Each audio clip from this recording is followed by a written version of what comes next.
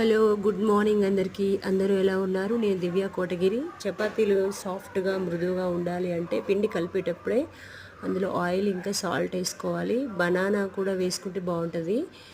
కాకపోతే ఏంటంటే వాటర్ ఎక్కువగా ఫస్టే పోయొద్దు. కొంచెం కొంచెం పోస్తూ ఫింగర్ టిప్స్తో ఇలా మృదువుగా రోల్ చేస్తున్నట్టుగా పై పైన కలుపుతూ ఉండాలండి. కొంచెం కొంచెం వాటర్ అబ్జర్బ్స్ అయిన తర్వాత కొంచెం ఇంకా వాటర్ కొంచెం ఎక్కువ పోసుకొని కొంచెం మృదువుగా కలుపుకోవాలి. దీనికోసం నేను కొంచెం సాఫ్ట్గా ఉండాలని చెప్పేసి రోల్ చేసా చపాతీ.